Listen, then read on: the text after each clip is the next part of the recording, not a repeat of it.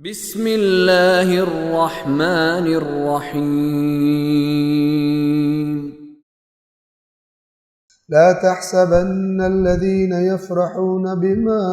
أتوا ويحبون أن يحمدوا بما لم يفعلوا فلا تحسبنهم بمفازة من العذاب ولهم عذاب أليم لا تحسبن الذين يفرحون بما أتوا ويحبون أن يحمدوا بما لم يفعلوا ہرگز وہ لوگ جو خوش ہو رہے ہیں جو انہوں نے کیا ہے اسے کر کے ہرگز گمان نہ کریں کہ عذاب سے بچ جائیں، ڈائریکٹ عذاب کی دھمکی دے رہا ہے، جہنم سے بچ جائیں۔ ہرگز گمان نہ کریں وہ لوگ جو خوش ہو رہے ہیں بما اتو، جو کام انہوں نے کیا ہے اس پہ خوش ہو رہے ہیں۔ او جی میں تو بڑا مشہور ہو گیا اور میرے تو سامنے ہزاروں کا مجمع بیٹھا ہوتا ہے اور میری تو بکنگ ہی خالی نہیں ہوتی، اور کرتا اللہ کی مرضی سے بجائے لوگوں کی مرضی،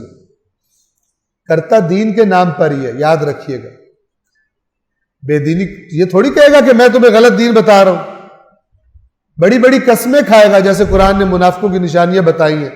کہ اے رسول آپ کے پاس آ کر یہ بڑی بڑی اللہ کی قسمیں اٹھاتے ہیں کہ سچ کہہ رہے ہیں لیکن یہ جھوٹے ہیں۔ ہرگز گمان نہ کریں وہ لوگ کہ جو خوش ہیں ان کاموں پر جو انہوں نے کیے ہیں، یعنی یہ اللہ کی کتاب کو چھپا لیا باتوں کو اور گھڑ گھڑ کے باتیں بتانی شروع کر دی اور پیسے کھانے شروع کر دیے اور بڑی زبردست زندگی جا رہی ہے، بڑی شہرت بھی زبردست جا رہی ہے۔ خدا فرما رہا ہے ہرگز گمان نہ کرنا کہ یہ لوگ جو خوش ہو رہے ہیں جو انہوں نے کیا ہے، وَيُحِبُّونَ أَن يُحْمَدُوا بِمَا لَمْ يَفْعَلُوا، اور اس کام پر اپنی تعریفیں سننا چاہتے ہیں، سننے کا انہیں شوق ہے جو انہوں نے کیا ہی نہیں ہے۔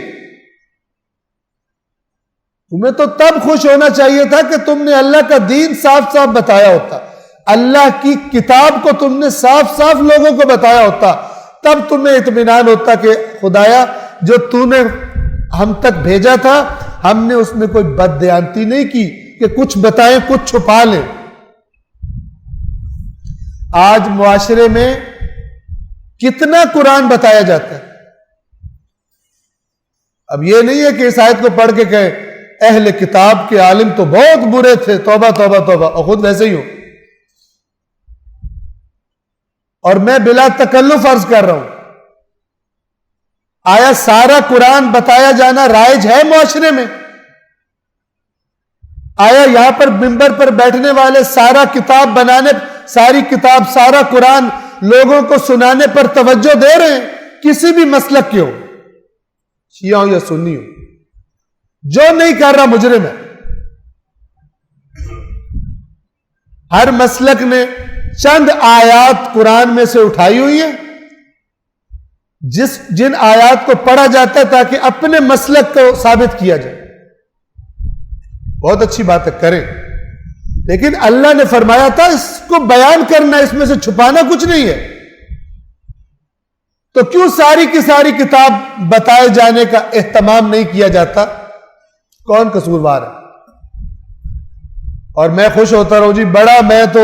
بڑا میں تو تبلیغ کر رہا ہوں، بڑی میری تو مجلس لگتی ہے، بڑے میرے سامنے لوگ ہوتے ہیں، حالانکہ میں اللہ کی کتاب نہیں بتا رہا لوگوں کو، صاف صاف نہیں پہنچا رہا اس کو، اللہ کے لفظ فرما رہے ہیں۔ کیا فرما رہا خداوند عالم کہ جو انہوں نے کیا ہے اس پر جو خوش ہو رہے ہیں اور اپنی تعریف سننا چاہتے ہیں اس کام پر بما لم یفعلوا، جو انہوں نے کیا ہی نہیں ہے، یعنی اللہ کی کتاب کو صاف صاف پہنچا دیں، اللہ کے دین کو صاف صاف پہنچا دیں۔ کیا ان کا انجام؟ فلا تحسبنہم بمفازۃ من العذاب، پس آپ ہرگز انہیں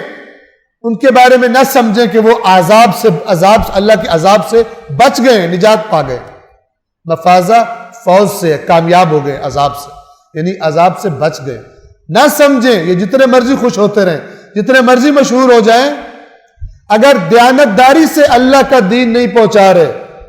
خدا کی رضا کو مد نظر رکھتے ہوئے، نہ لوگوں کی رضا، نہ الٹی سیدھی گھڑی ہوئی مصلحت تراشیاں،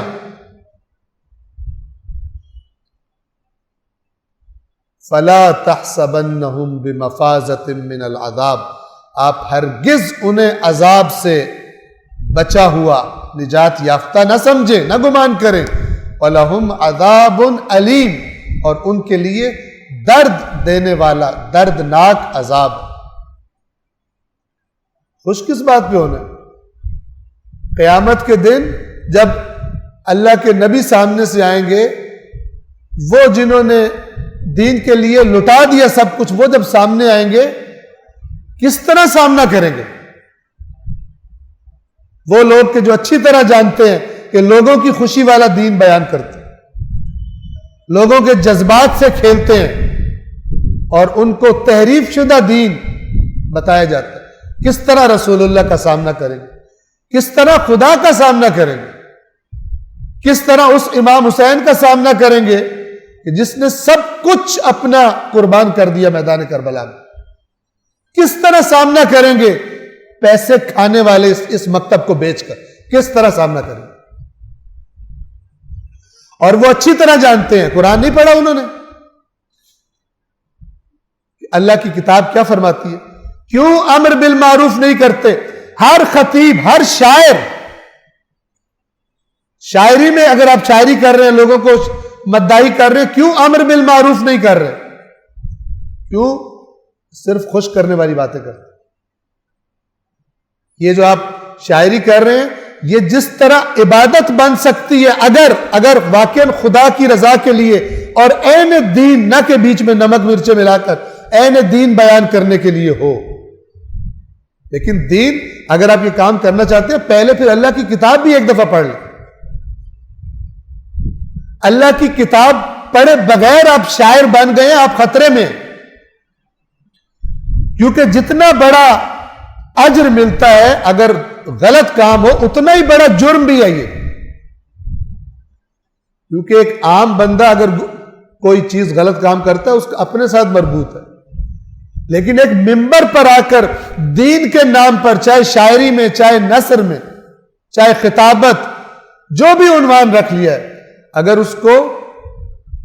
اللہ کی کتاب سے ہی آشنائی نہیں ہے، اسے کس طرح پتہ چلے گا دین کی شکل کیا بیان کرنی ہے میں نے؟